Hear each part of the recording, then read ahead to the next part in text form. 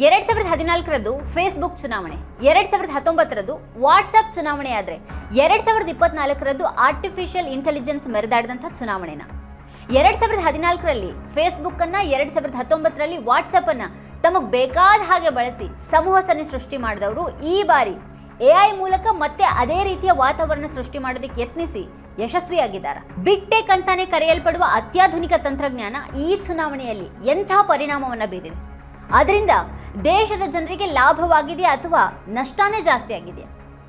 ದ್ವೇಷ ಹಾಗೂ ಪ್ರಚೋದನಕಾರಿ ಭಾಷಣಗಳನ್ನ ಇದೇ ತಂತ್ರಜ್ಞಾನಗಳ ಮೂಲಕ ಮನೆ ಮನೆಗೆ ಮೊಬೈಲ್ಗಳಿಗೆ ತಲುಪಿಸಲಾಯಿತು.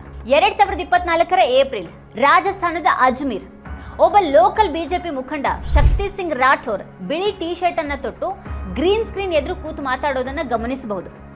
ಅದನ್ನ ನಿರ್ದೇಶಿಸ್ತಾ ಇದ್ದಂತಹ ದೇವೇಂದ್ರ ಸಿಂಗ್ ಜಾಧವ್ ಕಡೆಯಿಂದ ದೇಹವನ್ನ ಅಲ್ಲಾಡಿಸದೆ ಮಾತನಾಡುವಂತೆ ಸೂಚನೆ ಬರುತ್ತೆ.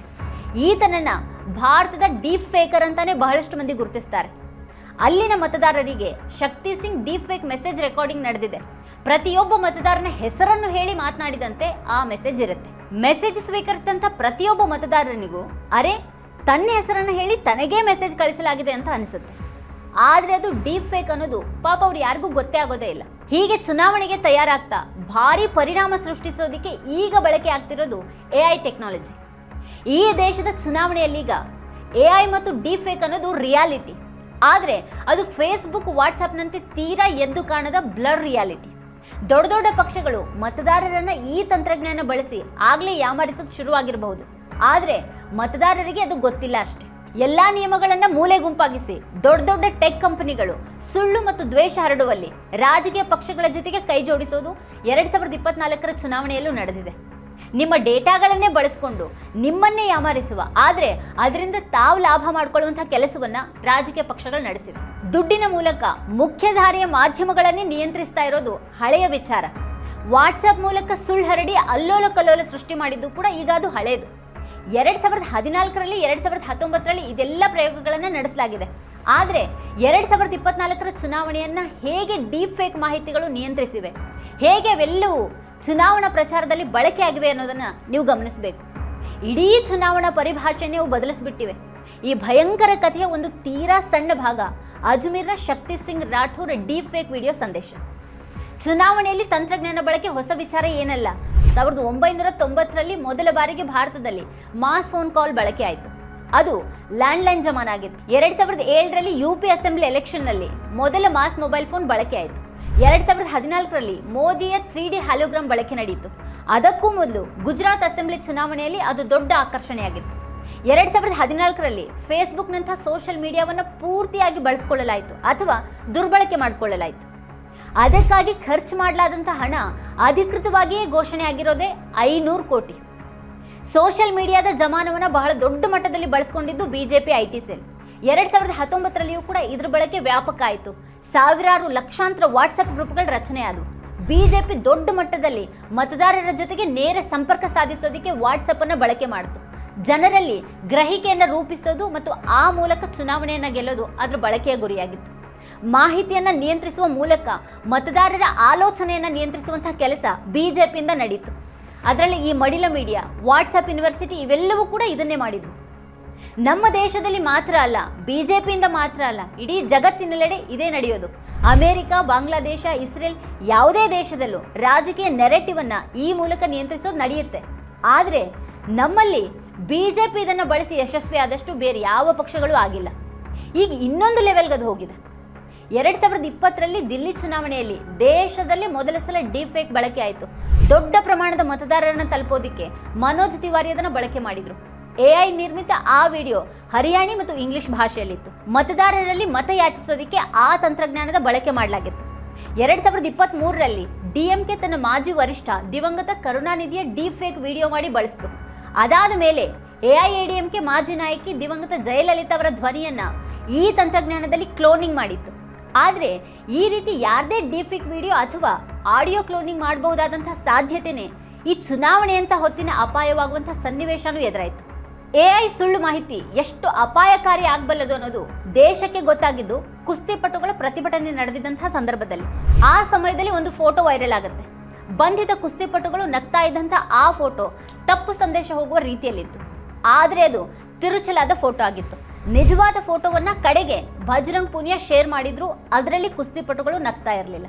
ಆದ್ರೆ ಜನ ಆ ಫೇಕ್ ಫೋಟೋವನ್ನೇ ನಂಬಿದ್ರು. ಯಾವಾಗ್ಲೂ ಹೀಗೆ ಆಗೋದು. ಸುಳ್ಳು ಬಹುಬೇಗ ಮನಸ್ಸಿನೊಳಗೆ ಇಳಿದು ಕೂತ್ ಬಿಡುತ್ತೆ. ಸತ್ಯ ಇನ್ನು ಹೊರಡಬೇಕು ಅನ್ನುವಷ್ಟರಲ್ಲಿನೇ ಸುಳ್ಳು ಇಡೀ ಜಗತ್ತನ್ನ ತಲುಪಿಯಾಗಿರುತ್ತೆ. 2023ರಲ್ಲಿ ತೆಲಂಗಾಣ ಅಸೆಂಬ್ಲಿ ಎಲೆಕ್ಷನ್ ಮತದಾನದ ದಿನ ಬೆಳಗ್ಗೆ ಒಂದು ವಿಡಿಯೋ ವೈರಲ್ ಆಗುತ್ತೆ. ಅದರಲ್ಲಿ BRS ನ ನಾಯಕ ಕಾಂಗ್ರೆಸ್ಗೆ ಮತ ಹಾಕಿ ಅಂತ ಕೇಳ್ತಾ ಇದ್ರು. ಅರೆ ಇದೇನಿದು ಅನ್ನೋ ಹಾಗಿತ್ತು ಆ ವಿಡಿಯೋ. ಯಾವ ಸಂಶಯವೂ ಬಾರದ ಹಾಗಿದ್ದಂಥ ಆ ವಿಡಿಯೋ ಹೇಗೆ ತಂತ್ರಜ್ಞಾನವನ್ನು ಇಷ್ಟೊಂದು ಮಟ್ಟಿಗೆ ದುರ್ಬಳಕೆ ಮಾಡ್ಕೊಳ್ಬಹುದು ಅನ್ನೋದಕ್ಕೆ ಸಾಕ್ಷಿಯಾಗಿತ್ತು. AI ತಂತ್ರಜ್ಞಾನದ ಲಾಭಗಳು ಏನೇ ಇದ್ರೂ ನಷ್ಟ ಮತ್ತು ಅಪಾಯ ಇದ್ದೇ ಇದೆ. AIನ ಅತಿ ದೊಡ್ಡ ಅಪಾಯ ಏನು? ಡೀಪ್ ಫೇಕ್ ಇದಕ್ಕೆ ಒಂದು ಪ್ರಬಲ ಉದಾಹರಣೆ. ಯಾರದೇ ಒಂದು ಡೀಪ್ ಫೇಕ್ ಅನ್ನ ಯಾರ ವಿರುದ್ಧವೂ ಮಾಡಬಹುದು, ಯಾರನ್ನು ಅವರು ದೂಷಿಸುವ ಹಾಗೆ ಮಾಡಬಹುದು, ಪೂರ್ತಿ ತಪ್ಪು ಸಂದೇಶ ಹೋಗುವಂತೆ ಮಾಡಬಹುದು. ಪಕ್ಷವೊಂದರ ಪ್ರಚಾರ ರ್ಯಾಲಿಯಲ್ಲಿ ಜನ ಬಾರದೇ ಇದ್ರೂ ಕೂಡ ಭಾರಿ ಪ್ರಮಾಣದಲ್ಲಿ ಅಲ್ಲಿ ಜನ ಸೇರಿದ್ರೇನೋ ಅನ್ನುವಂತೆ ಬರೀ ಫೋಟೋ ಅಲ್ಲ, ವಿಡಿಯೋವನ್ನ ಕೂಡ ಮಾಡೋದಕ್ಕೆ ಈ ತಂತ್ರಜ್ಞಾನದಿಂದ ಸಾಧ್ಯ ಇದೆ. ಪ್ರಮುಖ ನಾಯಕರ ಗಣ್ಯರ ಡೀಪ್ ಫೇಕ್ ಅನ್ನ ಕೂಡ ಎಲೆಕ್ಷನ್ ಸಂದರ್ಭದಲ್ಲಿ ಹರಡುವಂತಹ ಸಾಧ್ಯತೆ ಹೆಚ್ಚು. Amit Shah fake video share ಮಾಡಿದ್ದಕ್ಕಾಗಿ ತೆಲಂಗಾಣ ಕಾಂಗ್ರೆಸ್ನ ಸೋಷಿಯಲ್ ಮೀಡಿಯಾ ಘಟಕದ 5ರನ್ನ ಅರೆಸ್ಟ್ ಮಾಡಲಾಗಿತ್ತು. ಆ ವಿಡಿಯೋದಲ್ಲಿ ಬಿಜೆಪಿ ಅಧಿಕಾರಕ್ಕೆ ಬಂದ್ರೆ ಮೀಸಲಾತಿಯನ್ನೇ ರದ್ದು ಮಾಡ್ತೀವಿ ಅಂತ ಹೇಳೋದಿತ್ತು. ಹಾಗೇನೆ ಗಣ್ಯರ ಸೆಲೆಬ್ರಿಟಿಗಳ ಡೀಪ್ ಫೇಕ್ ಮಾಡಿ ಅವರು ತಮ್ಮ ಪರವಾಗಿ ಪ್ರಚಾರ ಮಾಡ್ತಾ ಇದ್ದಾರೆ ಅಂತ ಪಕ್ಷಗಳು ತೋರಿಸೋದು ಕೂಡ ನಡೆಯುತ್ತೆ. 7-8 ದಿನಗಳನ್ನು ತೆಗೆದುಕೊಳ್ಳುವಂತಹ ಕೆಲಸವನ್ನ 3 ನಿಮಿಷದಲ್ಲಿ ಮಾಡಿ ಮುಗಿಸಬಹುದು. ಕಂಪ್ಯೂಟರ್ ಇದ್ರೆ ಸಾಕು, ಆಟ ಆಡ್ಬಿಡ್ಬಹುದು. ಶಕ್ತಿ ಸಿಂಗ್ ರಾಠೋರ್ನಂತವರು 3 ನಿಮಿಷದಲ್ಲಿ 12 ಲಕ್ಷ ಜನರನ್ನ ತಲುಪಿ ಬಿಡೋದಿಕ್ಕೆ ಸಾಧ್ಯ ಆಗುತ್ತೆ. I2 ಕನೆಕ್ಟ್ ಅನ್ನುವಂಥ ಹೆಸರಿನ ಕಂಪನಿಯೊಂದು ತೆಲಂಗಾಣ ಮತ್ತು ಆಂಧ್ರ ಪ್ರದೇಶದ ಚುನಾವಣೆಯಲ್ಲೇ 2 ವಾರಗಳಲ್ಲಿ 2.5 ಕೋಟಿ ಪರ್ಸನಲೈಸ್ಡ್ AI ಕಾಲ್ಗಳನ್ನು ಮಾಡಿದೆ. ಒಂದೇ ಕಂಪನಿ 2 ರಾಜ್ಯಗಳಲ್ಲಿ 2 ವಾರಗಳಲ್ಲಿ 2.5 ಕೋಟಿ AI ಕಾಲ್ಗಳನ್ನು ಮಾಡುತ್ತೆ ಅನ್ನೋದಾದ್ರೆ ಆ ವ್ಯವಹಾರದ ವಿಸ್ತಾರ, ಇಡೀ ದೇಶದಲ್ಲಿ ಈ ತಂತ್ರಜ್ಞಾನ ಬಳಕೆಯ ವ್ಯಾಪಕತೆ ಹೇಗಿರಬಹುದು ಅನ್ನೋದನ್ನ ಊಹೆ ಮಾಡ್ಕೋಬಹುದು. ಆದ್ರೆ AI ಇದಿಷ್ಟೇ ಕೆಲಸ ಮಾಡೋದಿಲ್ಲ, ನಿಮ್ಮ ಡೇಟಾ ಮತ್ತು ಖಾಸಗಿತನಕ್ಕೂ ಕೂಡ ಕನ್ನ ಹಾಕುತ್ತೆ. ಮತದಾರರಿಗೆ ಪರ್ಸನಲೈಸ್ಡ್ ಕರೆ ಬರುತ್ತೆ ಅನ್ನೋದ್ರ ಅರ್ಥನೇ ಮತದಾರರ ಎಲ್ಲ ವಿವರನೂ ರಾಜಕೀಯದವ್ರ ಬಳಿ ಇದೆ ಅನ್ನೋದು. ಹೀಗೆ ನಿಮ್ಮ ಎಲ್ಲ ವಿವರ ಅವ್ರ ಬಳಿ ಇದೆ ಅಂದಾದ ಮೇಲೆ ನಿಮ್ಮನ್ನ ಪ್ರಭಾವಿಸಲು ಏನು ಬೇಕೋ ಅದನ್ನ ಕೂಡ ಅವ್ರು ಮಾಡೋದಿಕ್ಕೆ ಶಕ್ತರು. ಅಂದಮೇಲೆ ಈ ಲೆವೆಲ್ ಪ್ಲೇಯಿಂಗ್ ಫೀಲ್ಡಲ್ಲಿ ಇವತ್ತು ಮತ ಕೇಳಿ ನಿಮಗೆ ಸಂದೇಶ ಕಳಿಸಿದವರು ನಾಳೆ ಇದೇ ನಿಮ್ಮ ಮಾಹಿತಿಯನ್ನ ನಿಮಗೆ ಬೆದರಿಕೆ ಹಾಕೋದಿಕ್ಕೂ ಬಳಸಬಹುದಲ್ವಾ? ಬಿಜೆಪಿ ಅಂತ ಪಾರ್ಟಿ ಇದನ್ನ ಬಳಸಿ ತಂತ್ರಜ್ಞಾನದ ಮೂಲಕ ಸುಳ್ಳು ಮತ್ತು ದ್ವೇಷವನ್ನ ದೊಡ್ಡ ಮಟ್ಟದಲ್ಲಿ ಹರಡಿದ್ದು 2019ರಲ್ಲಿ. ಇದಕ್ಕಾಗಿ ಕೋಟಿಗಟ್ಟಲೆ ಖರ್ಚು ಮಾಡಲಾಗುತ್ತೆ. ಇಡೀ ಡಿಜಿಟಲ್ ವ್ಯವಸ್ಥೆಯನ್ನು ವಶಕ್ಕೆ ತೆಗೆದುಕೊಂಡು ಯುವಕರನ್ನ ಟಾರ್ಗೆಟ್ ಮಾಡೋದು ನಡೆದಿದೆ. ಆದರೆ ತಪ್ಪು ಮಾಹಿತಿ ಮತ್ತು ಸುಳ್ಳು ಹರಡೋದನ್ನ ನಿಯಂತ್ರಿಸಬಹುದಲ್ಲವೇ ಅನ್ನುವಂಥ ಪ್ರಶ್ನೆಯೂ ಕೂಡ ಬರಬಹುದು. ಆದರೆ ಇಲ್ಲೇ ಇರೋದು ಮಜಾ. ಇದು ಬಿಗ್ ಟೆಕ್ ಮತ್ತು ಬಿಜೆಪಿ ನಡುವಿನ ಜುಗಲ್ಬಂದಿ. ಬಿಜೆಪಿ ಹ್ಯಾಂಡಲ್ನಲ್ಲಿ ದ್ವೇಷ ಹರಡುವಂತಹ ಪೋಸ್ಟ್ ಇದ್ರೆ ಅದು ಯಾವತ್ತೂ ಕೂಡ ಡಿಲೀಟ್ ಆಗೋದಿಲ್ಲ. ಒಂದು ವೇಳೆ ಅದು ಆದರೂ ಪೂರ್ತಿಯಾಗಿ ಅದು ವೈರಲ್ ಆಗಿ ಅದರಿಂದ ಆಗಬೇಕಾದಂಥ ಕೆಲಸ ಎಲ್ಲ ಆಗಿದ ಮೇಲೆ ಆವಾಗ ಅದು ಡಿಲೀಟ್ ಆಗುತ್ತೆ. ಆದರೆ ಆ ಖಾತೆ ಮೇಲೆ ಯಾವುದೇ ಕಠಿಣ ಕ್ರಮ ಜರುಗೋದಿಲ್ಲ. ಸಾವಿರಾರು ಟ್ರೋಲ್ ಖಾತೆಗಳು ಪ್ರತಿದಿನನೂ ದ್ವೇಷ ಹರಡ್ತಾ ಇರುತ್ತವೆ. ಅವುಗಳ ವಿರುದ್ಧ ಏನೂ ಕ್ರಮ ಇಲ್ಲ, ಅವನ್ನ ನಿಯಂತ್ರಿಸಲಾಗೋದಿಲ್ಲ. ಟ್ವಿಟರ್, ಇನ್ಸ್ಟಾಗ್ರಾಮ್ ಯಾವುದನ್ನೇ ತೆಗೆದುಕೊಂಡು ನೋಡಿದ್ರು ಹಗಲು ರಾತ್ರಿ ನಿಮಗೆ ದ್ವೇಷ ಹರಡುವಂಥ ವಿಷಯಗಳೇ ಕಾಣಿಸುತ್ತವೆ. ಇಂಥವುಗಳ ಮೇಲೆ ಕಣ್ಣಿಡೋದಿಕ್ಕೆ ಅಂತಾನೆ ಫೇಸ್ಬುಕ್ ಮಾಲಕ ಕಂಪನಿ ಮೆಟಾ ಭಾರತದಲ್ಲಿ 11 ಸ್ವತಂತ್ರ ಫ್ಯಾಕ್ಟ್ ಚೆಕಿಂಗ್ ಪಾಲುದಾರರನ್ನ ಹೊಂದಿದೆ. 15 ಭಾಷೆಗಳನ್ನ ಅವು ಕವರ್ ಮಾಡುತ್ತವೆ. ಆದ್ರೆ 2024ರ ಚುನಾವಣೆ ಸಂದರ್ಭದಲ್ಲಿ ಅಂತ ಯಾವುದನ್ನಾದ್ರೂ ತಡೆಯಲಾಯ್ತಾ? ನಿತ್ಯವೂ ಸೋಷಿಯಲ್ ಮೀಡಿಯಾದಲ್ಲಿ ಸುಳ್ಳು ಮತ್ತು ದ್ವೇಷ ಹರಡುವಿಕೆ ನಡೆದೇ ಇತ್ತಲ್ವಾ? ಫೇಸ್ಬುಕ್ ಅದನ್ನ ತಡೆದಿದ್ದೆಲ್ಲಾದ್ರೂ ಕಂಡು ಬಂತ? ಯಾವುದಾದ್ರೂ ಕ್ರಮವನ್ನ ಕೈಗೊಳ್ಳಲಾಯ್ತಾ? ಇಲ್ಲ. ಹಾಗಾದ್ರೆ ಇದು ಯಾರು ಏನ್ ಬೇಕಾದ್ರೂ ಹೇಳೋದಿಕ್ಕಿರುವಂಥ ಸ್ವಾತಂತ್ರ್ಯನ? ಹೌದು ಅನ್ನೋದಾದ್ರೆ ಅದೆಷ್ಟೋ ಸ್ವತಂತ್ರ ಅಭಿಪ್ರಾಯಗಳನ್ನ ಬಿಜೆಪಿ ಸರ್ಕಾರದ ಆದೇಶದಂತೆ ಸ್ಥಗಿತ ಮಾಡಲಾಗಿತ್ತಲ್ವಾ? ರೈತರ, ದಲಿತ ಹೋರಾಟಗಾರರ, ಆದಿವಾಸಿ ಹೋರಾಟಗಾರರ, ಪತ್ರಕರ್ತರ ಅದೆಷ್ಟೋ ಟ್ವಿಟರ್, ಫೇಸ್ಬುಕ್, ಇನ್ಸ್ಟಾಗ್ರಾಮ್ ಖಾತೆಗಳನ್ನು ಸ್ಥಗಿತಗೊಳಿಸಲಾಗಿತ್ತಲ್ವಾ?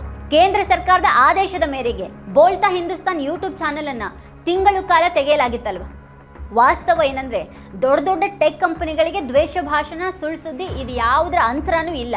ಅದಕ್ಕೆ ಬೇಕಿರೋದು ದುಡ್ಡು ಮಾತ್ರ. ಹಣ ಕೊಟ್ರೆ ದ್ವೇಷ ಮತ್ತು ಸುಳ್ಳುಗಳ ಹರಡುವಿಕೆಗೂ ತಡೆ ಇರೋದಿಲ್ಲ. ಅವುಗಳಿಗೆ ತಮ್ಮ ವ್ಯವಹಾರ ಅಷ್ಟೇ ಮುಖ್ಯ. ಸರ್ಕಾರದ ಜೊತೆಗೂ ಅದಕ್ಕಾಗಿ ಅವು ಕೈ ಜೋಡಿಸುತ್ತವೆ. ಯಾಕಂದ್ರೆ ಈ ದೇಶದಲ್ಲಿ ಅವುಗಳಿಗೆ ಅತಿ ದೊಡ್ಡ ಮಾರುಕಟ್ಟೆ ಇದೆ. ಮಾರುಕಟ್ಟೆನ ಅವು ಬಿಟ್ಟುಕೊಡೋದಿಲ್ಲ. 2022ರಲ್ಲಿ ರಿಪೋರ್ಟರ್ಸ್ ಕಲೆಕ್ಟಿವ್ ಮತ್ತು ಆಡ್ ವಾಚ್ ಒಂದು ಅದ್ಭುತ ತನಿಖೆ ನಡೆಸಿದ್ವು. 5,30,000ಕ್ಕಿಂತ ಹೆಚ್ಚು ಫೇಸ್ಬುಕ್ ಜಾಹೀರಾತುಗಳ ಡೇಟಾ ವಿಶ್ಲೇಷಣೆಯನ್ನು ನಡೆಸಿದ್ವು. 2019ರ ಫೆಬ್ರವರಿಯಿಂದ 2020ರ ನವೆಂಬರ್ ಅವಧಿಯಲ್ಲಿನ 10 ಚುನಾವಣೆಗಳಲ್ಲಿ 9 ಚುನಾವಣೆಗಳ ವೇಳೆ ಬಿಜೆಪಿಯ ಜಾಹೀರಾತುಗಳಿಗೆ ಇತರ ಪಕ್ಷಗಳಿಗಿಂತ ಕಡಿಮೆ ದರವನ್ನು ಫೇಸ್ಬುಕ್ ನಿಗದಿ ಮಾಡಿತ್ತು. ಒಂದು ಟೆಕ್ ವೇದಿಕೆ ಒಂದು ರಾಜಕೀಯ ಪಕ್ಷಕ್ಕಾಗಿ ಜಾಹೀರಾತು ದರವನ್ನೇ ಕಡಿಮೆ ಮಾಡುತ್ತೆ ಅಂದರೆ ಏನರ್ಥ? ಬಿಜೆಪಿಯದ್ದೇ ಬೇನಾಮಿ ಜಾಹೀರಾತುಗಳ ವಿಚಾರದಲ್ಲಿ ಫೇಸ್ಬುಕ್ ಯಾವ ಕ್ರಮವನ್ನು ತೆಗೆದುಕೊಳ್ಳಿಲ್ಲ. ಅದು ಕಾಂಗ್ರೆಸ್ನ ಪ್ರಾಕ್ಸಿ ಖಾತೆಗಳನ್ನು ಬ್ಯಾನ್ ಮಾಡಿದೆ. ಆದರೆ ಬಿಜೆಪಿಗೆ ಸಂಬಂಧಿಸಿದಂಥ ಕಂಟೆಂಟ್ ವಿಚಾರದಲ್ಲಿ ಆ ರೀತಿ ಯಾವುದೂ ಕ್ರಮವನ್ನು ತೆಗೆದುಕೊಂಡಿಲ್ಲ. ಎಷ್ಟೋ ಖಾತೆಗಳನ್ನು ತೆಗೆಯುವಂಥ ಹೊತ್ತಿನಲ್ಲಿ ಬಿಜೆಪಿಯನ್ನು ಪ್ರಮೋಟ್ ಮಾಡ್ತಾ ಇದ್ದಂಥ 14 ಖಾತೆಗಳನ್ನು ಮಾತ್ರವೇ ತೆಗೆಯಲಾಯಿತು. ಹೀಗೆ ಸೋಷಿಯಲ್ ಮೀಡಿಯಾ ವೇದಿಕೆಯಲ್ಲಿಯೇ ಒಂದು ರಾಜಕೀಯ ವ್ಯವಸ್ಥೆ ಇದೆ. ವಿಪಕ್ಷಗಳ ಬಗ್ಗೆ ಡೀಫೇಕ್ ಮಾಡೋದಕ್ಕೆ ದೊಡ್ಡ ಬೇಡಿಕೆನೇ ಇದೆ. ಯಾವ ಕಾನೂನನ್ನು ಪಾಲಿಸಿದವರು ಅಂಥದನ್ನು ವಿಪಕ್ಷಗಳ ವಿರುದ್ಧ ಕ್ರಿಯೇಟ್ ಮಾಡ್ತಾರೆ. ಹೇಗೆ ಸುಳ್ಳು ಮತ್ತು ದ್ವೇಷ ಇಷ್ಟು ವ್ಯಾಪಕವಾಗಿ ಹರಡುತ್ತವೆ, ಇದನ್ನೆಲ್ಲ ಯಾರು ಮಾಡಿಸ್ತಾರೆ ಮತ್ತು ಇದರಲ್ಲಿ AI ಅಂಥ ಟೆಕ್ನಾಲಜಿ ಸಾಧ್ಯತೆ ಏನು ಅನ್ನೋದು ತಿಳಿದಿರಬೇಕಾದಂಥ ಅವಶ್ಯಕತೆ ಈಗ ಬಹಳನೇ ಇದೆ. ಯಾಕಂದರೆ 2024ರ ಚುನಾವಣೆಯಲ್ಲಿನದು ಬರೀ ಟ್ರೇಲರ್ ಅಷ್ಟೇ. ಮುಂಬರುವ ದಿನಗಳಲ್ಲಿ ಸುಳ್ಳು ಮತ್ತು ದ್ವೇಷದ ಹರಡುವಿಕೆಯ ಇನ್ನಷ್ಟು ಕರಾಳ ಅವತಾರಗಳನ್ನು ಕಾಣಬೇಕಾಗಿ ಬರಬಹುದು. ಯಾವುದಕ್ಕೂ ನಮ್ಮ ಎಚ್ಚರದಲ್ಲಿ ನಾವಿರೋದು ಈಗಿನ ಜರೂರು. ಇದೇ ಈ ಹೊತ್ತಿನ ವಿಶೇಷ. ನೋಡ್ತಾ ಇರಿ ವಾರ್ತಾಭಾರತಿ. ನಿಮ್ಮನ್ನು ವಾರ್ತಾಭಾರತಿ ಯೂಟ್ಯೂಬ್ ಚಾನಲ್ಗೆ ಸಬ್ಸ್ಕ್ರೈಬ್ ಆಗಿಲ್ಲ ಅಂದರೆ ಕೂಡಲೇ ಸಬ್ಸ್ಕ್ರೈಬ್ ಆಗಿ, ಹಾಗೆ ಪಕ್ಕದಲ್ಲಿರುವ ಬೆಲ್ ಐಕಾನ್ನ ಪ್ರೆಸ್ ಮಾಡಿ.